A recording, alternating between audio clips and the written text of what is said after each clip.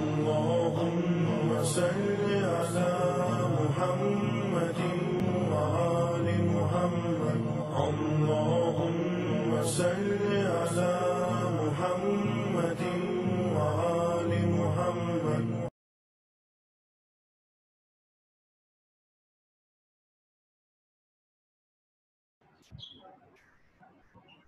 اعوذ باللہ من الشیطان الرجیم. بسم اللہ الرحمن الرحیم. الحمد لأہلہ والصلاة والسلام علی اہلہا. الحمد للہ الذی جعلنا من المتمسکین بالقرآن الکریم وبولایت امیر المؤمنین وأئمة المعصومین علیہ السلام. اما بعد. نہج البلاغہ بطور تفسیر قرآن عنوان سے ان 3 روزہ دروس کا سلسلہ جاری اور ساری ہے، اور آج اس کا تیسرا دور. نہج البلاغہ کو اگر بحیثیت تفسیر القرآن کے دیکھا جائے تو یقیناً اس میں ہمیں وہ علم اور دانش کے مضامین نظر آتے ہیں کہ جو فقط اس سینے سے برآمد ہو سکتے ہیں کہ جو کہ آیات الہی کے محفوظ رہنے کی جگہ. بل هو آیات بینات فی صدور الذین اوتوا العلم. یہ ہماری وہ روشن اور واضح نشانیاں ہیں جو ان سینوں میں ہیں کہ جنہیں علم دے دیا گیا ہے. عزیز، کل جہاں سے سلسلے کو منقطع کیا تھا وہیں سے سلسلے کو مزید آگے بڑھاتے ہیں. کل ہم نے آپ کے سامنے نہج البلاغہ میں جو تفسیری نمونے ہیں انہیں آپ کے سامنے بیان کیا تھا. نہج البلاغہ میں قرآن کریم کی تفسیر کا جو انداز اپنایا گیا ہے وہ قرآن کی تفسیر قرآن کے ذریعے سے کی گئی ہے، یا رسول اللہ صلی اللہ علیہ وآلہ وسلم کے ارشادات گرامی کے مناسبت سے کی گئی ہے. ایک نقطہ آپ کے سامنے عرض کیا تھا وہ اسی انداز سے تھا کہ عموماً ہم تطبیق کر رہے ہوتے ہیں. ہم سے مراد ایک عام حالات میں کی جانے والی تفسیر کہ جس کے اندر اپنا کوئی ذاتی عقیدہ پہلے بنایا جاتا ہے اور پھر اس عقیدے کے سے ملتی ہوئی کسی آیت کو ڈھونڈا جاتا ہے اور اپنے عقیدے کو اس آیت پر چڑھا دیا جاتا ہے. یہ تفسیر نہیں کہلاتی، تطبیق کہلاتی ہے. جبکہ تفسیر کیا ہوتی ہے کہ جہاں قرآن ہی قرآن کا مفہوم سمجھا دے، جو ائمہ علیہم السلام کی تفسیر بیان کرنے کی روش تھی وہ یہی تھی کہ القرآن یفسرہ بعضہ بعض. قرآن کا بعض حصہ بعض حصے کی شرح بیان کیا کرتا ہے. اسی لیے جب ائمہ معصومین علیہم السلام سے اکثر سوال کیا گیا کہ مولا یہ بتلائیے کہ اس آیہ کریمہ میں خدا بند متعال کی مراد کیا ہے، تو جواب میں امام علیہ السلام یہی فرمایا کرتے تھے کہ کیا تم نے فلاں آیت نہیں پڑھی، اور آیت کو آیت کے ذریعے سے ہی سمجھا دیا کرتے تھے.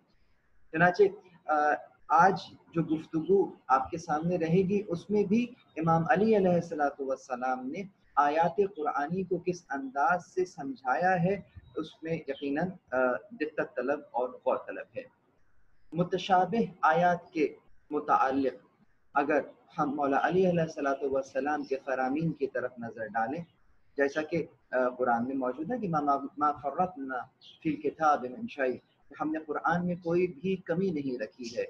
حضرت علی علیہ الصلوۃ والسلام فرماتے ہیں کہ یعنی کہ اس آیت کے بارے میں، اس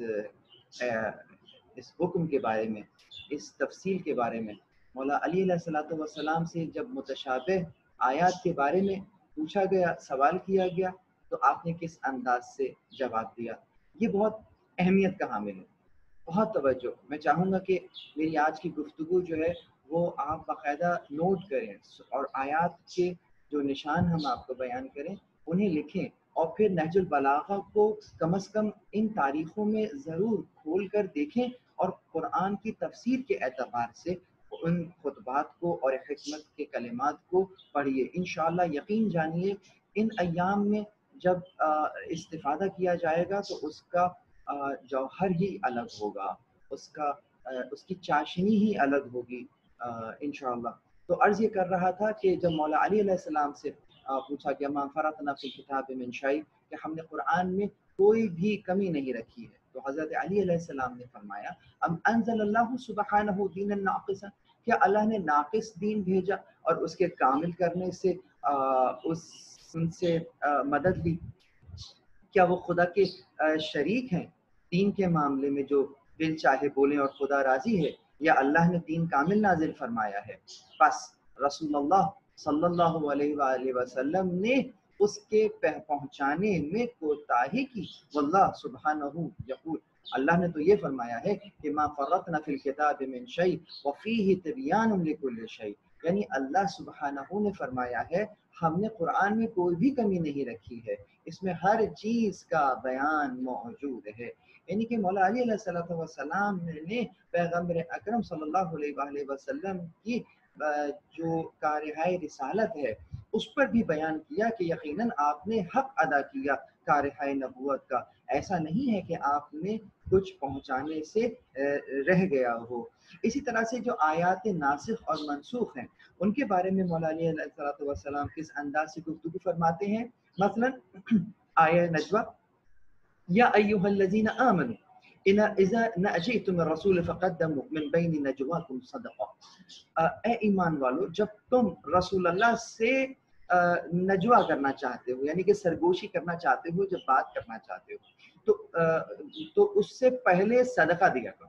تو حضرت علی علیہ السلام نے فرمایا کہ ان فی کتاب اللہ آیۃ لم یعمل بها احد قبل ولم یعمل بها بعد آیۃ النجوى، یعنی کتاب خدا میں سے ایک آیت ایسی ہے کہ جس پر نہ مجھ سے پہلے کسی نے عمل کیا اور نہ ہی میرے بعد، وہ آیہ نجوہ ہے.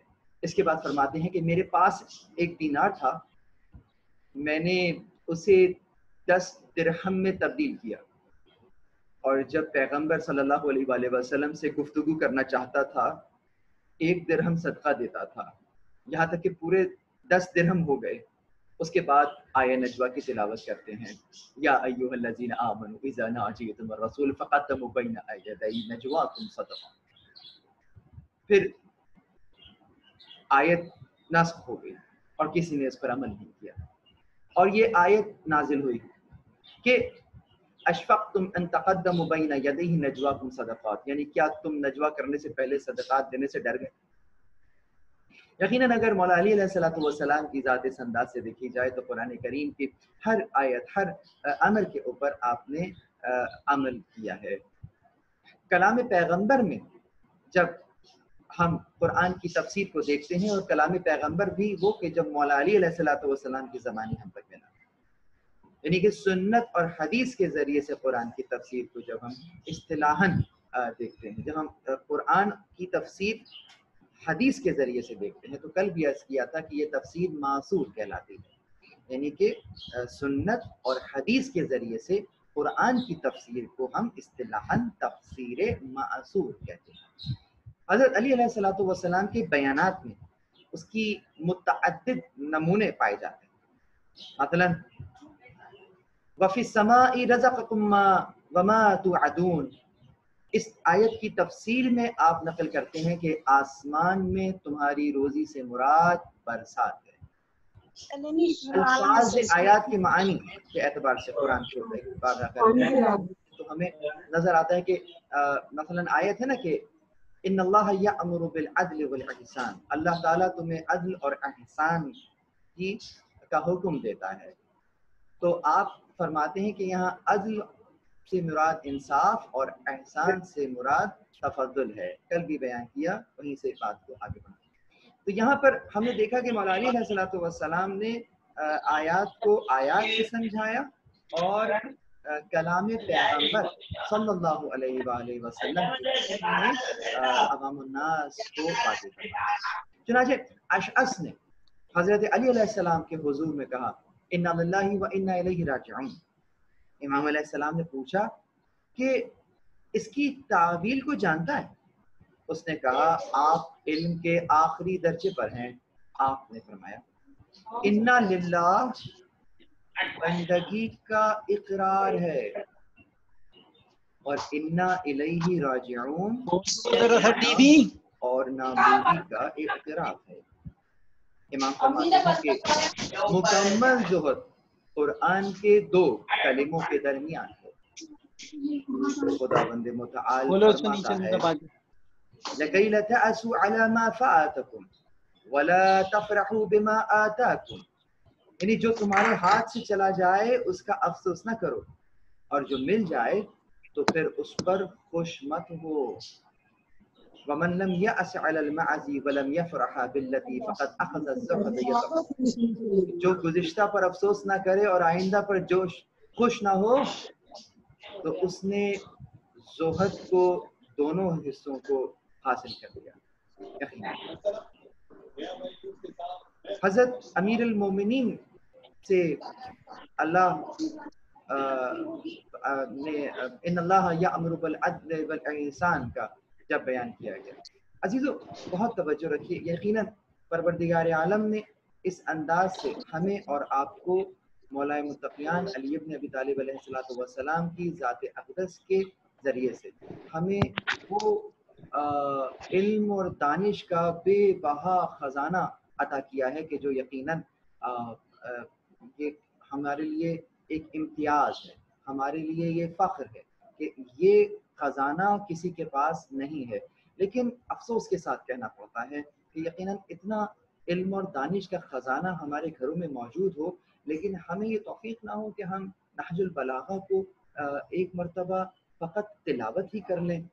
آج 21 کا دن ہے، یہ عہد کریں مولا علی سے کہ مولا اگلے سال تک کم از کم میں کوشش کروں گا کہ جب اگلے سال یہ تاریخ آئے تو میں نہج البلاغہ کو مکمل پڑھ چکا ہوں، اور کیا ہی بات ہے کہ اس کے کلمات حکمت کے اندر غور اور فکر بھی کر چکا ہوں.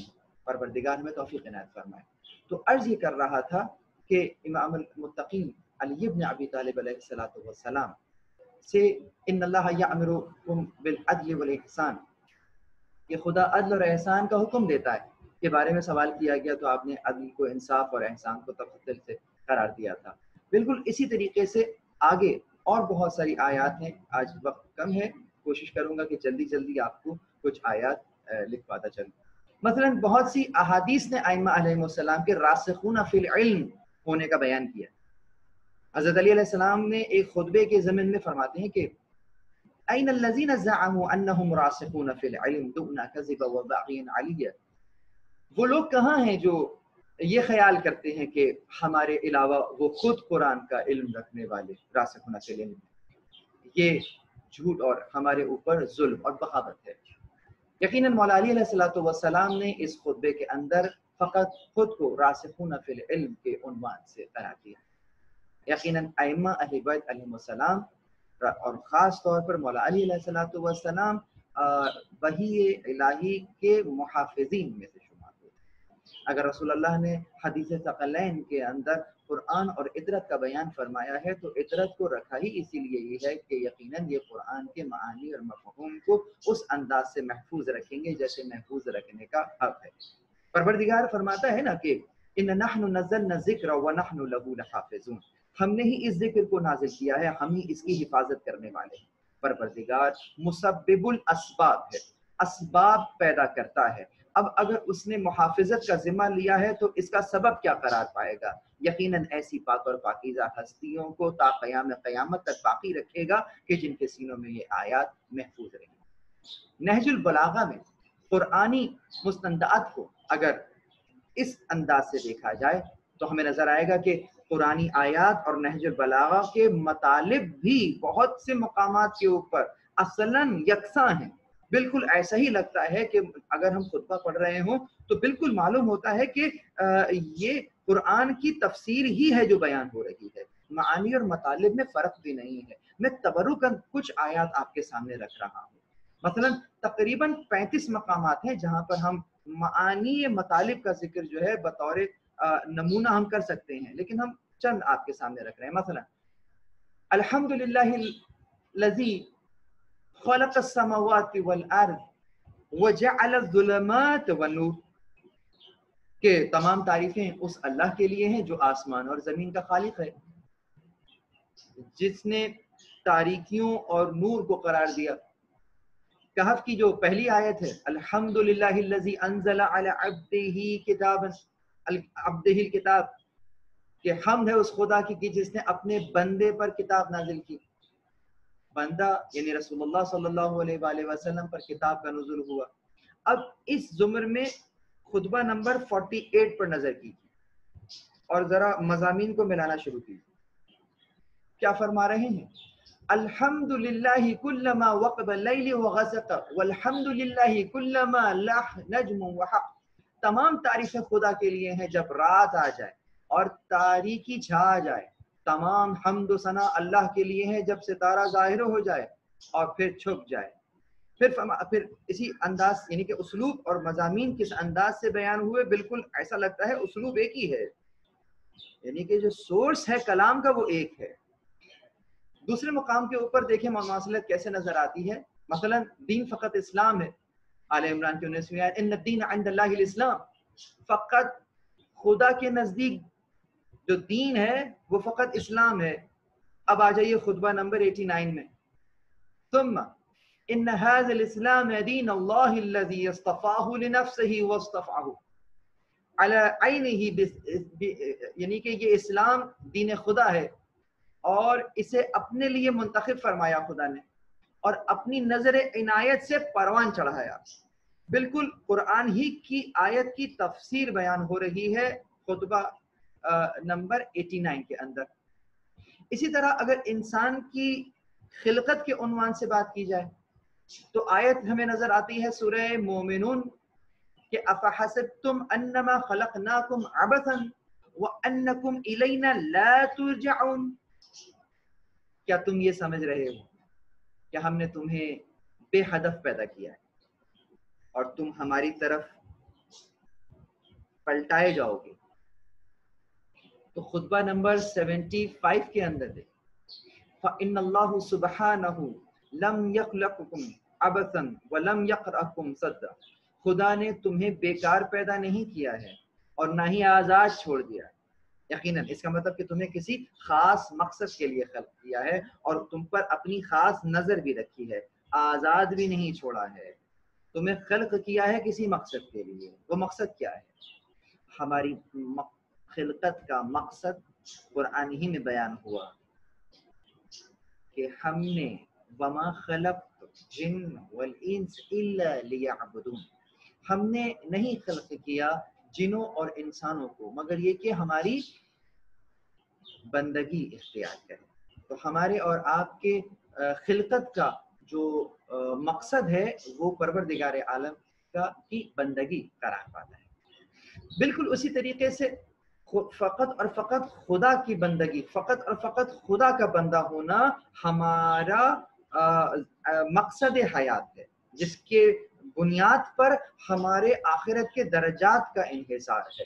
اس ہی انداز سے زندگی گزارتے ہوئے ہم اپنے کمال کی طرف رشد کرتے ہیں. بالکل اسی طریقے سے اب اسی زمرے میں جب ہم شرک کو دیکھتے ہیں تو ہمیں نظر آتا ہے کہ شرک ایک ناقابل معافی گناہ قرار پائے گا. سورہ نساء کی آیت نمبر 48 کی طرف اشارہ کر رہا ہوں. ان اللہ لا یغفر ان یشرک بِهِ وَيَغْفِرُ مَا دُونَ ذَلِكَ لِمَن يَشَاءُ، بے شک خدا بند اس بات کو معاف نہیں کرتا کہ اس کا شریک قرار دیا جائے، اور اس کے علاوہ جس چیز کو چاہے بخش سکتا ہے، یعنی کہ شرک ایک ایسا ناقابل معافی گناہ ہے کہ جس کی کوئی بھی بخشش نہیں ہے۔ یہ تو ہو گئی قرآن کی۔ اب یہاں پر یقیناً پروردگار عالم نے بیان فرما دیا کہ شرک کی کوئی معافی کی گنجائش نہیں ہے۔ ادھر خطبہ نمبر 175 میں فَأَمَّا الظُّلْمُ الَّذِي لَا يَغْفَرَهُ فَالشِّرْكُ بِاللَّهِ، وہ ظلم کے جو ناقابل بخشش ہے خدا کا شریک کا قائل ہونا ہے۔ مولا علیہ الصلوۃ والسلام نے اسی آیت کے ضمن میں اس خطبے میں ارشاد فرمایا۔ گویا یوں ہی محسوس ہوتا تھا نا کہ یہ جو صاحب منبر سلونی ہیں، یہ قرآن ناطق ہے کہ جو بولتا ہوا قرآن ہے۔ قرآن کو پڑھنا چاہو تو کتاب اٹھا لو، اور اگر قرآن کو قرآن کی زبانی سننا چاہو مولا علی علیہ الصلوۃ والسلام کے خطبات پہ نظر کرو۔ چنانچہ حکمت نمبر، اگر میں اسی موضوع کو اب میں ذرا نیکی کی طرف موڑ دوں کہ نیکی کا بہتر جواب جو ہے وہ نیکی سے ہی دیا جاتا ہے، تو چنانچہ آیت نمبر سورہ نساء کی آیت نمبر 86 کہ جہاں پروردگار نے ارشاد فرمایا کہ اور جب تم لوگوں کو کوئی تحفہ پیش کیا جائے تو اس سے بہتر یا کم سے کم ویسا ہی واپس کرو۔ اب اگر اسی ضمن میں نہج البلاغہ کی طرف نظر کرتے ہیں تو ہمیں نظر آتا ہے اذا حیت بتحیۃ فحی باحسن منها، جب تم کو کوئی سلام کرے تو اس سے بہتر انداز میں جواب دو۔ مثلا اگر لوگوں کو کہے السلام علیکم تو آپ کہیں السلام علیکم ورحمۃ اللہ۔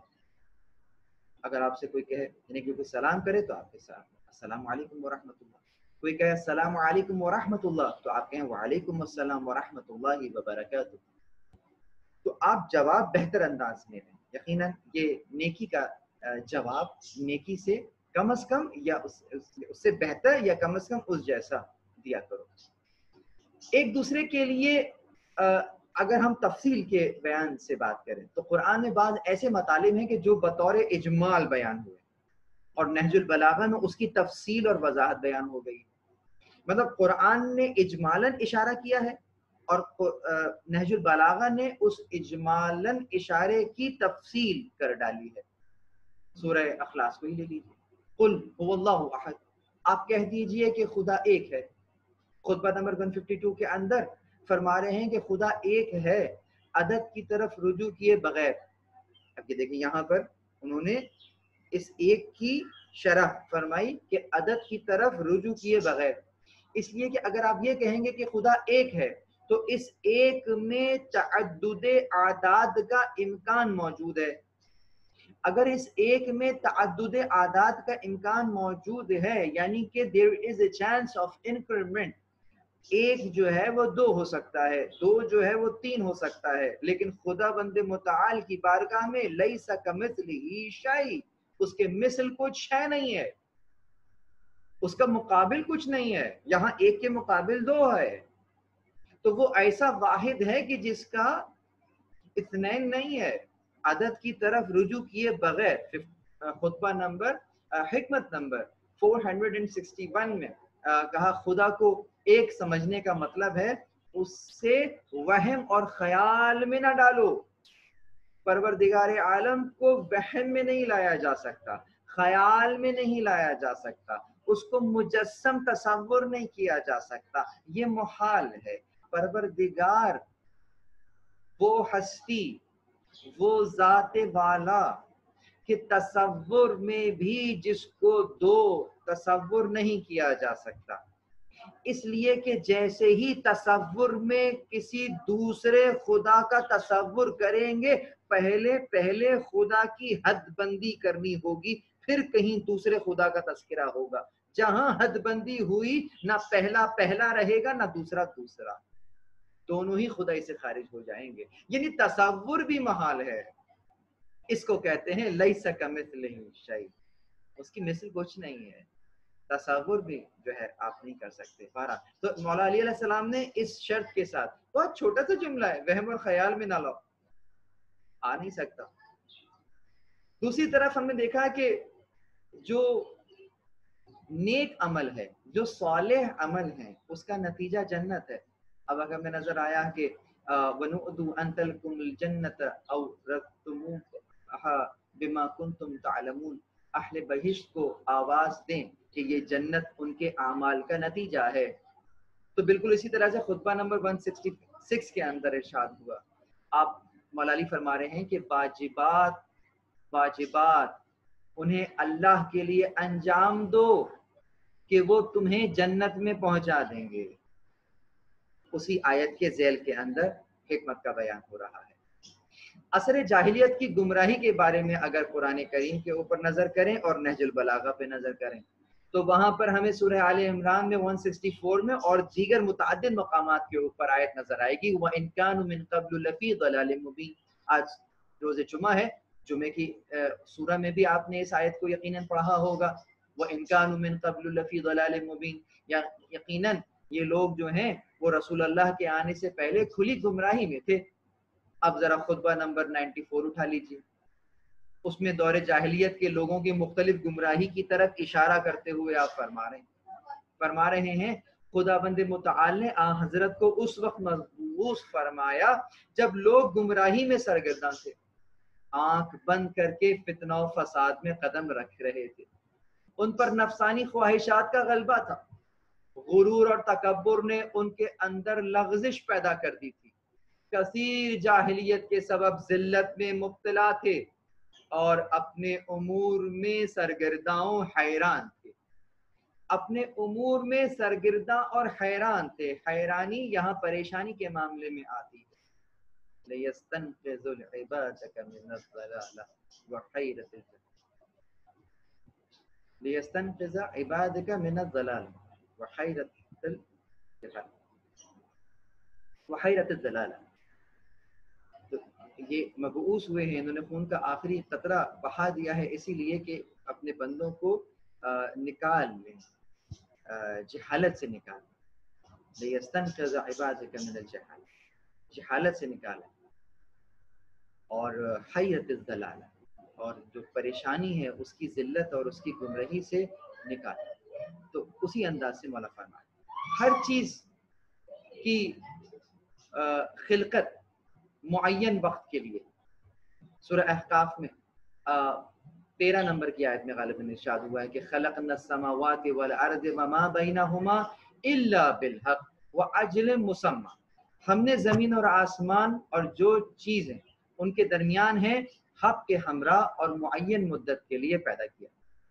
اب آئیے خطبہ نمبر 82 کے اندر کہ جہاں پر مولا علی علیہ السلام فرما رہے ہیں کہ خداوند نے ہر چیز کے لیے ایک اندازہ کے لیے ایک مدت اور مدت کے لیے ایک معین نوشتہ مقرر فرمایا ہے، یعنی کہ ہر شے کو خدا نے ایک قدر کے ساتھ مقرر فرمایا ہے۔ قدر کہتے ہی اندازے کو، تناسب کو۔ بدگمانی سے پرہیز کے لیے اگر ہم قرآن کی طرف رجوع کریں تو ہمیں قرآن بدگمانی سے پرہیز کی دعوت دیتا ہے اور کہتا ہے سورہ حجرات کی آیت نمبر 12 میں، یا ایھا الذین آمنوا اجتنبوا کثیرا من الظن ان بعد الظن اثم، اے ایمان والو بہت سے گمان سے بچو، اس لیے کہ بہت سے گمان ایسے ہیں جو گناہ ہیں۔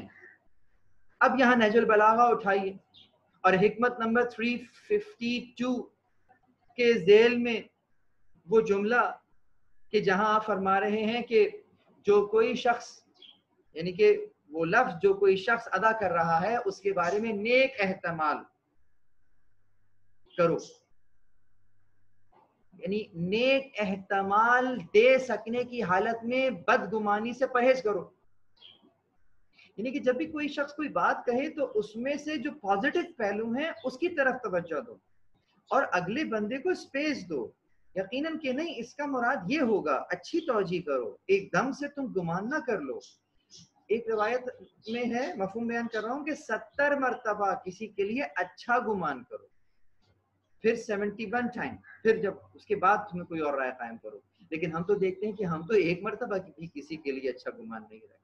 کوئی اچھی نیک نیتی سے بھی ہمارے لیے بات کر رہا ہوتا ہے تو ہم اس کے اندر منفی پہلو نکال دیتے. بس بہت مختصر کروں، سورہ منافقون کی آیت نمبر 8، واللہ العزت والرسول والمؤمنین ولکن المنافقین لا يعلمون. عذاب خدا یعنی کہ عزت، یہاں پر پروردگار عالم عزت کا بیان کر رہا ہے کہ عزت کس کے لیے ہے؟ خدا اور رسول اور مومنین سے مخصوص ہے. عزت خدا، رسول اور مومنین کے لیے مخصوص ہے. اب یہاں خطبہ نمبر 64 کے اندر آئیے، آپ فرما رہے ہیں کہ عزت پروردگار سے مختص ہے، ہر مخلوق اس عزت کے مقابلے میں خوار اور ذلیل اور فقیر اور محتاج ہے. اللہ اکبر، اس کو کہتے ہیں محتاجگی. یقیناً کہ تم لوگ جو ہو خدا کے آگے انتم الفقراء، تم لوگ جو ہو وہ خدا کے آگے جو ہے وہ فقیر ہو. فقط خدا ہے جو غنی حمید، فقط خدا ہے جو کہ غنی ہے. یعنی کہ مخلوق اپنے ہونے میں محتاج ہے، مخلوق پروردگار عالم کے سامنے اپنے ہونے میں محتاج. یعنی ہر لہجہ، یوں نہیں کہ پروردگار نے خلق فرما دی اور اس کے بعد پھر جو ہے ہم اب آزاد ہیں نا. پروردگار کے مخلوق جو ہے وہ اپنے پیدا ہونے میں، نشو و نما میں، اور یہاں تک کہ اپنے وجود کے برقرار رکھنے میں محتاج ہے، ہر لہجہ. پھر کبھی اس کی مزید تشریح کریں گے. آگے چلتے ہیں، آیت نمبر سورہ آل عمران کی آیت نمبر 2 کی طرف اشارہ کرتے ہوئے بیان کروں گا کہ یا ایھا الذین آمنوا اتقوا اللہ حق تقاتہ ولا تموتن الا وانتم مسلمون. اے صاحب ایمان، اللہ سے اس طرح کا تقوی اختیار کرو جو اس کا حق ہے، اور تم اسلام کی حالت پر دنیا سے کوچ کرو.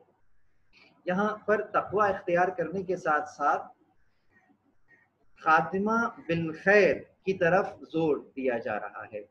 مولا علی علیہ الصلوۃ والسلام اپنی حکمت نمبر 234 کے اندر بیان کرتے ہیں، اتق اللہ بعد التقى وان قل واجعل بینک وبین اللہ سترا رفا. یعنی خدا سے ڈرو اگرچہ کم ہی کیوں نہ ہو، اپنے اور اللہ کے درمیان ایک پردہ قرار دو اگرچہ نازک ہی صحیح. اللہ اکبر. یعنی ایک لحاظ، خدا کا لحاظ کرنا. تقوی کی بہترین ڈیفینیشن میں یہی آتا ہے کہ پرواہ کرنا. جب خدا کی پرواہ کی جاتی ہے تو یقیناً گناہان سے بچنا تو یقیناً واجب ہے، واجب تر ہے. یقیناً انسان بہت سارے ایسے کام کرتے ہوئے بھی نہیں کرتا کہ جو کہ مباح ہیں. یعنی اب جو کام کیا جائے گا فقط وہ کیا جائے گا کہ جس کے لیے امر ہوا ہوگا، یعنی کہ واجب پر عمل ہوگا یا مستحب پر عمل ہوگا. مومن کی نشانی، اس کا کوئی بھی کام عبث نہیں قرار پاتا. اللہ نے کما حقہ تقوی اور حضرت علی علیہ السلام نے تھوڑے سے تقوی کا مطالبہ کیا. ان دو چیزوں میں جو منافات نہیں ہیں، یعنی کہ ایسا نہیں ہے کہ مطلوب دونوں قسم کا تقوی ہے کہ اگرچہ اس کا اعلیٰ درجہ اتم اور اکمل تقوی ہے، لیکن بہرحال آپ نے فرمایا کہ یقیناً متوجہ رہو، چاہے جس حد تک بھی ممکن ہو اتنا تم کر لیا کرو. سورہ بقرہ کی آیت نمبر 272 کے اندر ارشاد ہوا کہ لیس علیک ہداہم ولکن اللہ یہدی من یشاء. ہدایت کی ذمہ داری آپ کے اوپر نہیں، البتہ خدا جسے چاہے ہدایت دیتا ہے. اب آ جائیے مولا علی علیہ السلام خطبے میں کیا فرما رہے ہیں. خطبے میں فرماتے ہیں کہ رسول اللہ صلی اللہ علیہ وآلہ وسلم کے ذریعے سے لوگوں کی ہدایت کی خدا نے، اور ان کے سبب انہیں جہالت سے نجات دلائی. لیکن یہاں پر ظاہراً آیت اور خطبے کے مذکورہ جز میں اس انداز سے تضاد نظر آتا ہے، لیکن قرآن نے فریضہ ہدایت کی حضور صلی اللہ علیہ وآلہ وسلم سے نفی کی ہے. لیکن نہج البلاغہ کی نظر میں اللہ نے آپ رسول صلی اللہ علیہ وآلہ وسلم کے ذریعے لوگوں کی ہدایت کی. اس کا حل کیا ہے؟ اس کا حل یہی ہے کہ خود قرآن نے ایک جگہ فرمایا ہے ذالک لتہدی الی صراط المستقیم، یعنی بے شک آپ راہ راست کی طرف ہدایت کرتے ہیں. دوسرے یہ کہ مرسل اعظم رسول صلی اللہ علیہ وآلہ وسلم یا دیگر نبیوں کے لیے جو ہدایت کا لفظ استعمال ہوتا ہے اس سے مراد راستہ دکھانا ہوتا ہے، نہ منزل مقصود تک پہنچانا ہاتھ پکڑ کر. لہٰذا وہ آیتیں جو پیغمبر اسلام صلی اللہ علیہ وآلہ وسلم سے ہدایت کی نفی کرتی ہیں وہاں مراد اور منزل اور مقصود تک پہنچانا ہے، اور وہ آیات یا احادیث جسے نہج البلاغہ کا ذکر شدہ جملہ جو حضور کو وسیلہ ہدایت بتاتا ہے، ان سے مراد لوگوں کو راستہ دکھانا معلوم کا بیان ہوتا ہے۔ یقیناً قرآن جو ہے وہ راستہ دکھا دیتا ہے۔ کچھ روایات کے اندر معصومین علیہ السلام کی بھی روایات اس انداز سے ہیں کہ وہ فقط اشارہ کرتے ہوئے نظر آتی ہیں، لیکن بسا اوقات تو بالکل جس طرح آتے ہیں کہ طریق کی ہدایت کے ساتھ ساتھ منزل پر بھی پہنچا دینا، یہ جوہر یہ ہمیں ائمہ معصومین اور رسول اللہ صلی اللہ علیہ وآلہ وسلم کی سیرت میں نظر آتا ہے۔ اس ہی لیے تو حدیث ثقلین کا بیان کیا ہے کہ یقیناً کتاب جو ہے وہ تو فقط ٹیکسٹ ہے، وہ تو تمہیں آیت بتا دے گی، لیکن اس پر عمل کیسے کرنا ہے، عمل کہاں دیکھو گے، تمہیں اطرت کی ضرورت پڑے گی۔ یقیناً جس طرح میں تمہیں آیت پر عمل کر کے دکھا رہا ہوں، ویسے ہی میرے بعد میری اطرت کی طرف رجوع کرنا کہ یہ تمہیں بیان کرے گی کہ اس انداز سے یقیناً قرآن کی اوپر عمل کیا جاتا ہے۔ اور ویسے بھی اگر آپ دیکھیے کہ قرآن کی تفسیر اور تعویل کس کس انداز سے کی جاتی ہے، اس وقت ہمارے پاس اس کی مثالیں موجود ہیں، اور قرآن کسی کو ہاتھ پکڑ کر روک بھی نہیں سکے گا کہ آپ یہ کس انداز کی بات بیان کر رہے ہیں۔ لیکن ہم نے دیکھا ائمہ معصومین علیہم السلام کی زندگیوں میں کہ ائمہ معصومین علیہ السلام سے کوئی ظاہراً اگر آ کر یہ بیان کرے گا کہ آپ یہ فرما رہے ہیں وہ ایسا ہے اور اس کی گویا یہ توجیہ ہے، تو یقیناً وہ فوراً ٹوک دیں گے۔ اسی لیے بہت سارے اتنے ذہین لوگ موجود تھے کہ انہوں نے قرآن ناطق کا انکار کر دیا اور یہی کہا تھا کہ بھئی ہمارے لیے تو یہ کتاب کافی ہے۔ بہرحال آگے چلتے ہیں۔ قرآن کریم میں اگر آیات کی تقسیم کی جائے تو وہ تین انداز سے کی جاتی ہے، یعنی وہ آیات جو عربی دان افراد سے سمجھ سکتے ہیں، وہ آیات جو تدبر اور تفسیر کی محتاج ہیں، اور تیسرا طبقہ وہ آیات کے جن کو کامل منابع یعنی کہ فقط ائمہ معصومین علیہ السلام کی اقوال اور بیانات کی روشنی میں تفسیر اور توضیح کی ضرورت پڑتی ہے۔ تفسیر قرآن کا سلسلہ اگر دیکھا جائے تو صدر اسلام سے شروع ہو چکا ہے۔ دور رسالت میں ہمیں بہت سارے اصحاب پیغمبران رضوان اللہ تعالی علیہم اجمعین نظر آتے ہیں کہ جو کہ قرآن کی تفسیر کا علم رسول اللہ سے یقیناً سیکھا کرتے تھے، اور ان تمام کے اندر اگرچہ مولا علی علیہ السلام کا تذکرہ ہم اصحاب کے ذیل میں نہیں کر رہے، لیکن تفسیر کے سیکھنے کے انداز سے یقیناً رسول اللہ ہی وہ منبع ہیں، وہی سرچشمہ ہیں کہ جہاں سے علم اور حکمت کے چشمے پھوٹتے ہیں۔ وہ مدینۃ العلم ہے، مولا علی باب العلم ہے۔ مولا علی باب العلم ہیں ہی اسی لیے کہ وہ ہمیں مدینۃ العلم تک پہنچا دیتے ہیں۔ تو چنانچہ ان تمام کے تمام افراد میں ہمیں یہ نظر آتا ہے کہ اصحاب پیغمبر نے پیغمبر کے حضور تفسیر سیکھی، لیکن اس میں سب سے نمایاں شخصیت مولا علی علیہ السلام کی ہے کہ جنہوں نے یہ اعلان فرمایا کہ جس آیت کے بارے میں چاہو مجھ سے تفسیر طلب کر، مجھ سے تفصیل پوچھ لو، میں بتاؤں گا کہ آیت ناسخ ہے یا منسوخ، سفر میں نازل ہوئی ہے یا حضر میں نازل ہوئی ہے، کیا کس انداز سے نازل ہوئی ہے، دن میں نازل ہوئی ہے یا رات میں نازل ہوئی ہے۔ اس لیے کہ یقیناً میں پیغمبر کے ساتھ رہا ہوں، میں نے پیغمبر کی اس رسالت کی خوشبو کو سونگھا ہے۔ بہرحال آپ نے تفسیر قرآن کے لیے مختلف روشوں کے بالخصوص جو تفسیر قرآن بالقرآن ہے اس سے استفادہ کیا ہے، اور ہم نے بھی کوشش کی تھی کہ ان دروس کے اندر تفسیر قرآن کو فقط قرآن کے ذریعے سے اور ائمہ معصومین علیہم السلام کے اقوال کے ذیل میں کیا جائے تو یقیناً یہ ایک احسن تفسیر کہلاتی ہے۔ لیکن یہاں ایک بات کا اشارہ کرتا چلوں کہ اس کا مطلب فقط یہ نہیں ہے، خدا نہ خواستہ یوں بالکل نہیں ہے کہ قرآن میں تفکر اور تدبر نہ کیا جائے، نہیں، غور و فکر کی جائے۔ ہر آیت کو یہی نیت سے پڑھا جائے کہ آج اس آیت میں میرے لیے کیا حکم پوشیدہ ہے، اور غور و فکر کی جائے۔ یقیناً بہت سارے مطالب اترنا شروع ہوں گے، ڈائری بنائیے، اس کے اندر ان نکات کو لکھ لیجئے۔ جب ان کو لکھ لیجئے اب دوبارہ تفاصیل کی طرف رجوع کیجئے اور دیکھیے کہ جو مطالب آپ کے ذہن پر آئے ہیں اس کی روایات اور آیات تائید کرتی ہوئی نظر آتی ہیں یا نہیں آتی؟ اگر آپ کو کوئی روایت نظر آ جائے سجدہ شکر ادا کیجئے گا کہ کم از کم اس مقام پر ادنا درجے کا ہی صحیح لیکن آپ کی فکر معصوم کی فکر سے مل گئی تھی، یہاں پر ایک سجدہ شکر لازم ہوگا۔ چنانچہ ہم نے ان 3 دن آخر میں بس اتنا کہنا چاہوں گا کہ ان 3 دنوں میں ہم نے یہ کوشش کی تھی کہ نہج البلاغہ کو بحیثیت تفسیر قرآن کے پہچانوایا جائے اور یہ دیکھا جائے کہ باب العلم نے کس انداز سے علوم کی محافظت کی ہے اور کس طریقے سے علوم کی تشریح فرمائی ہے۔ تو ان 3 دنوں میں ہم نے اختصار کے ساتھ نہج البلاغہ کے جو تفسیری پہلو ہے اس کو سامنے رکھا ہے، لیکن یقین کیجئے کہ یہ بالکل ایسا ہی ہے کہ ہم ابھی سمندر کے کنارے ہی پہ کھڑے ہوئے ہیں۔ اس کے علاوہ نہ جانے کتنے علم اور دانش کے موتی ہیں جو کہ ابھی بھی اس سمندر میں موجود ہیں۔